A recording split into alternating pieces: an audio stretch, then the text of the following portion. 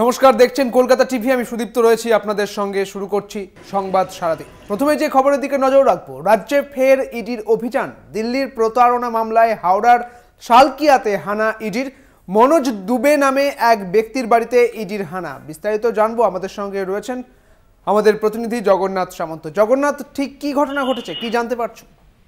দেখো, সাত সকালে দেখা গেল সালকিয়া শ্রীরাম ঢ্যাং রোডের মনোজ দুবের বাড়ি, ব্যবসায়ী মনোজ দুবের বাড়িতে কেন্দ্রীয় বাহিনী যেরকম রয়েছে বাইরে তল্লাশি, ভেতরে ইডির আধিকারিকরা ঢুকে তল্লাশি চালাচ্ছে, বিভিন্ন নথিপত্র তারা খতিয়ে দেখছে। দিল্লির একটি প্রতারণার মামলায় সেই অভিযুক্ত এবং তার এই তদন্তেই এসেছেন ইডির আধিকারিকরা, এবং আধিকারিকরা যেরকম ভেতরে বিভিন্ন নথি, ল্যাপটপ এবং মোবাইল সেরকম তল্লাশি করছে। এবং তার পাশাপাশি এখানে পুরো এলাকাটাকে কেন্দ্রীয় বাহিনী, অর্থাৎ বাড়ির আশেপাশে কেন্দ্রীয় বাহিনী ঘিরে রেখে দিয়েছে। আর কি কি তথ্য উঠে আসে ইডির তল্লাশি পরে দেখায় জানার যে কি আসলে কি ঘটনা আছে।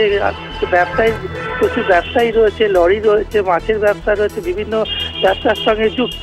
দিল্লিতে প্রতারণার একটি মামলা ওঠে, সেই প্রতারণার মামলাতেই তদন্ত করতে এসছে ইডির আধিকারিকরা। এই মুহূর্তে আধিকারিকরা ভেতরে তল্লাশি চালাচ্ছে এবং বাইরে কেন্দ্রীয় বাহিনী পুলিশরা ঘিরে রেখেছে পুরো বাড়িটাকে। তবে আর কিছুক্ষণ পরে জানা যাবে আদৌ কি কি বেরো থেকে বেরো মনোজ যার বাড়িতে তল্লাশি হচ্ছে তাকে গ্রেফতার করে না অন্য কেউ, সেটাই দেখার পরবর্তীকালে। তবে এই মুহূর্তে জোরদার তল্লাশি চলছে ইডি। বেশ, অনেক ধন্যবাদ জগন্নাথ, তুমি নজর রাখো বিষয়টির।